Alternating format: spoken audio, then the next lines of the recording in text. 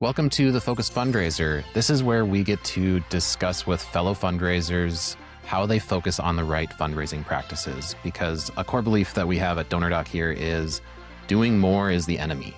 Focusing in on what matters most and doing that is how we drive impact and more growth. Today, I am joined by Serena Steele, Development Director of the Center for Working Families. Serena, welcome. Thanks, Rob. Thanks for having me. Start us off by sharing a bit about yourself and your path to the nonprofit sector and fundraising in general.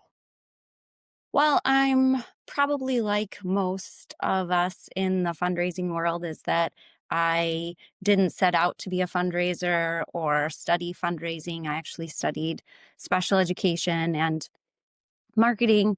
But my husband and I moved every couple of years. And so I had a checklist for every time that we moved. And it was find a house, find good places to eat, find somewhere to work, and somewhere to volunteer. And not always in that order. And after a while, I realized, why am I spending time on maybe careers or jobs that I wasn't as passionate and excited about? And why don't I just do the volunteer thing full time and actually make a career out of it? And I was fortunate enough to have someone who took a chance on me, even though all of my volunteering and fundraising experience was unpaid, and I had kind of this jack of all trades, master of none resume. But she hired me into development, and which has continued and led me to the organization that I'm with, the center now. And so, yeah, here I am. So you didn't really start off with this idea of going into the nonprofit sector. I'm curious to know, you went through different careers, you started volunteering as a career. Career success is such an implanted piece of our society in America, especially. How did you come to terms with changing that as a volunteer first and then going into nonprofit? Like, how did you move deeper into the nonprofit role as a career? I think it happened very slowly. I started volunteering with nonprofits and really loving like mentoring and teaching, which is why I had went into special education. But I had started that even as a youth. Before the times of high schools and schools requiring, volunteer hours as a part of graduation. I just had always been involved, and I just always looked at it as not necessarily a career. This is just something that you also do. And I think over time, as well as opportunities to be on a board, and then I was a board president, and then I um, I helped with large events, and it slowly just evolved into more responsibility, and realizing that that was where I wanted to be spending my time. And why can't this actually be a job? Like, why wouldn't I be able to do this full time? And so it just kind of happened a little bit organically. And then, yeah, and then I was fortunate enough to have found the opening for the development officer, and when I did. And yeah, I can't imagine now doing anything else. It does feel like a former life when I talk about working in for profit, or I worked for the city once developing a program to help people travel independently using like the bus system and things like that. And it was really rewarding, and it felt like nonprofit kind of feels, where you know that you're doing more than just sitting in a cubicle and you're just kind of a cog in the wheel. So I think being able to feel more fulfilled, and like I was actually fulfilling my calling and what I'm supposed to be doing, was so much more of a priority to me. Hmm, that's good. Uh, so as development director, you are often stewarding a lot of long-term partnerships and relationships and supporters, spanning decades, years, whatever it is, but long term. Um, do you have a system, a habit that helps you stay focused on the relationship quality of making sure that you're stewarding ongoing well? I have a few different things that I do. Um, I'm very, I guess, analog or old school in that I love having a paper planner. And so I write down my supporters' names like on specific dates. I make sure if I do know their birthday, and I write their name down, like plan it, like especially now, this is like the best time to be doing it. So a year-end gift comes in, and then I say, well, I want to make sure that I also reach out to them, these different months. So I do planning for each person kind of as it comes along.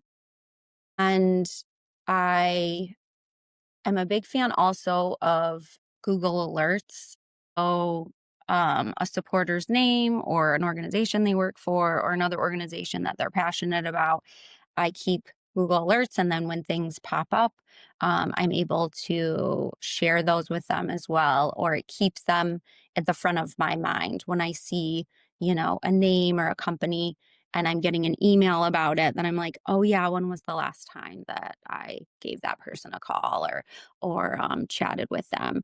I also keep a lot of photos. And you can see I have some back there too, but I have a lot of photos of, supporters and board members and definitely the families that we serve. And so I see those a lot while I'm working. And not only is it nice when things are really crazy and hectic to have that as like a touchstone, like this is why you're doing this. Um, but it also reminds me, oh yeah, their birthday is coming up. Have you gotten them a card? That kind of a thing. Um, I try to remember the personal connections or the personal things that they enjoy or really like. If they really love to golf, or if their favorite show is Schitt's Creek, or that kind of a thing, and make sure that those personal things, just like with any relationship, any friendship, anybody in your family, keeping them at the front of your mind with things um, that they enjoy or make them happy or um, are connections. I try to keep notes and remember those things um, to stay like as personal and as connected as possible.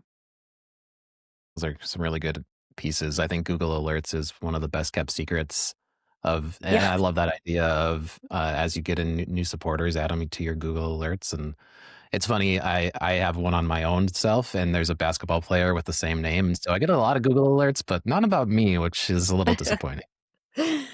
So, Well, I'm yeah, it even the stuff that comes up that isn't actually about them. Of course, it does make me, think about them. And sometimes they are funny and, or ironic, especially if it's somebody I have a closer, relationship with, somebody on our board or something. And I'll send it to him. I'll be like, is this you? that's a great touch point too. It opens a conversation. I love that. Yeah. So you mentioned end of year. What are you guys thinking about as we're moving into the next year? So I think for me personally, uh, this year has been pretty chaotic and uncertain and such is life. That's just the way things are. There's not going to be, I don't think, like a time of perfect certainty really exists and the realm of what we will experience or what the people before us have experienced. But um I think just making sure that we stay true to what we're who we're doing this for, who we are, and at the core, making sure that those relationships are still intact, that um, that our supporters know that they're making an impact, that they feel a part of the work, that that hasn't changed, that all of the, that certain things might change with foundations and that there might be different laws and, there are all sorts of different changes, but within who we are and the core of what we do, that still remains the same. And I think when that's your focus, um, all of that other stuff will come and go. But if you keep that at the heart of what you're doing, that you can't really go wrong. I think that's a big thing that I try to really focus on, especially when things get a little bit crazy. And that I look back as well when I see names and I say, oh, I didn't actually reach out to them that much in addition to the newsletter or to a Thanksgiving card or a Valentine's card. I didn't connect with them as much as I should have this year. And so I make sure, okay, these people that, maybe this past year or the past 6 months have that I've personally neglected or dropped the ball on. I need to make sure in this new year that that doesn't happen again. So December is always, especially year end for me, is always that time to look at the folks or the projects or something that I missed the mark on and say, okay, that's where I'm starting next year. Yeah. So I think just that focus of keeping it about the supporter, about the work, and then what can we be doing better next year?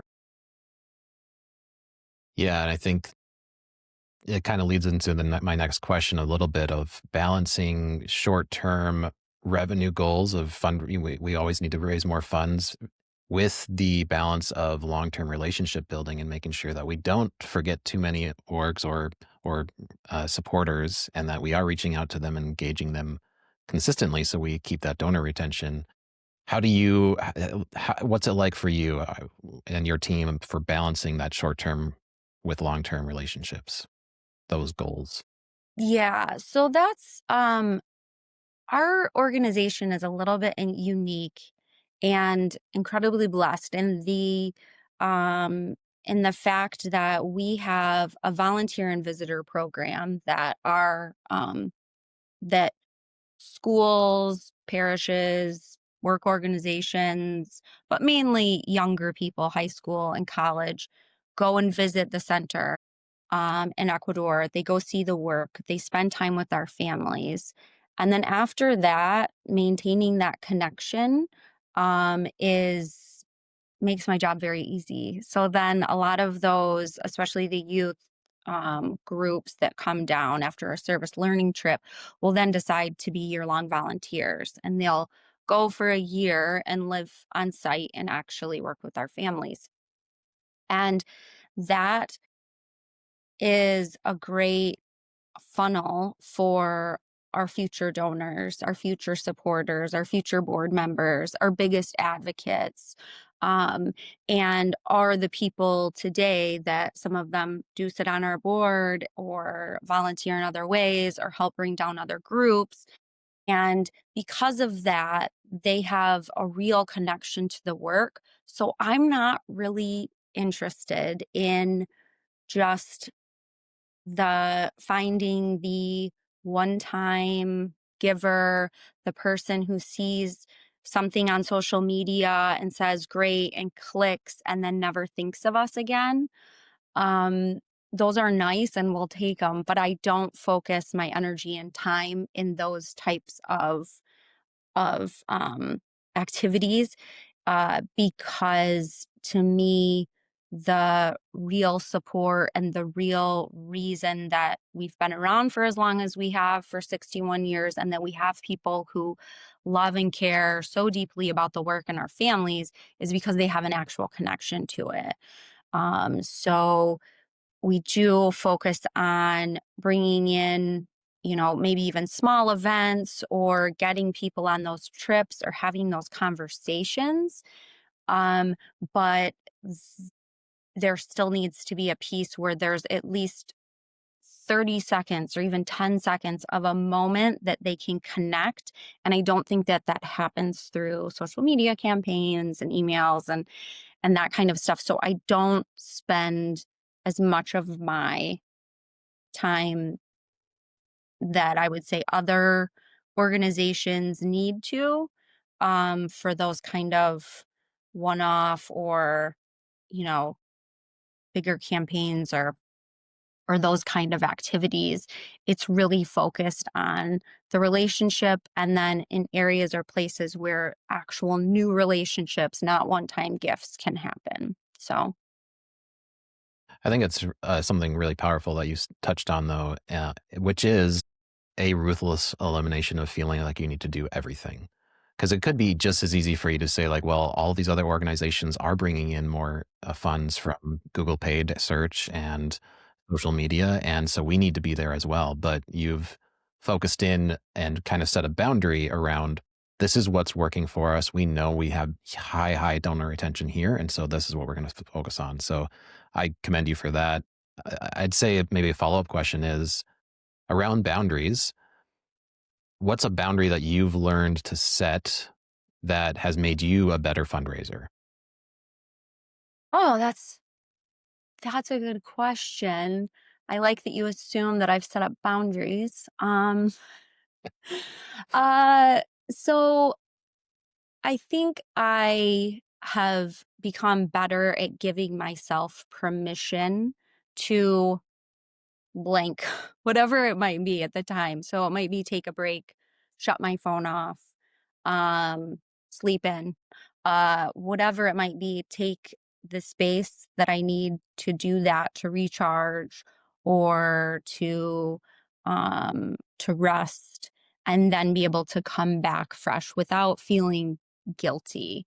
You know, a lot of us like there's a lot of mantras and podcasts and books about productivity and getting every second of every day should be productive and you should be able to achieve 15 things before 10 a.m. and all of these things and saying, no, I can respond to that email tomorrow. It's okay. I don't have to be constantly available at the ready. Um, and what works for other organizations, I think comparison is the thief of joy. What works for other organizations doesn't always work for ours. And so making sure that our communication, our use of social media, our use of all those platforms is still talking to the people who love us already and appreciate the work and want to be brought in or brought in closer and making sure we're connecting with those folks and that that's our priority and making sure that that clarity is there. So I think in order to do that, sometimes that does mean that I have to unplug and it's okay. It's so good. So before we started recording, you and I were talking about seasons. And I think as high performers or recovering perfectionists, so many of us feel like we have to be on all the time and being able to step back and recognize what season you're in. So you're in a season that it might be okay to drop these things over here so that you have the energy to do these things over here. That's a huge piece to be able to recognize in your own life. So all Yes, right.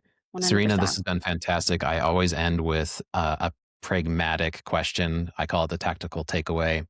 What is one thing that every fundraiser should do today that you believe matters most? I think that especially right now with year end and just, the year we've had, just to tell yourself this is temporary. Whatever is happening right now, it's temporary. It will pass.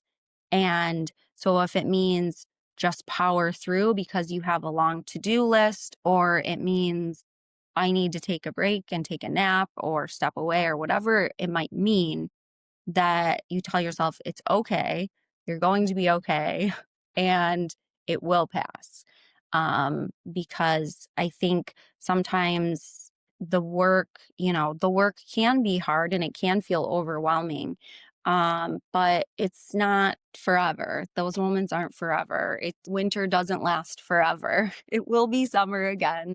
And sometimes you do just have to put your head down and power through. The only way is through. But I think if you keep reminding yourself that it won't last forever, that it makes it's a good way to like stop and take a breath and, be in the moment. That's fantastic. Touching on stoicism as a bomb to drop at the end. I love it. Serena, this has been fantastic. Thank you so much for giving freely of your experience to other fellow fundraisers. I think it's highly valuable. Thank you so much for having me. I really appreciate it. It's a nice way to break up the year end.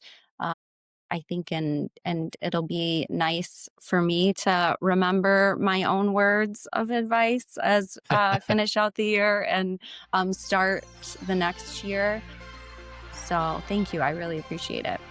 Yeah, and I hope you guys have a fantastic close to the end of the year. For those Thank listening, you. if you are curious about how DonorDoc can help you find clarity and build a strong donor base through smart stewardship, you can visit us at donordoc.com.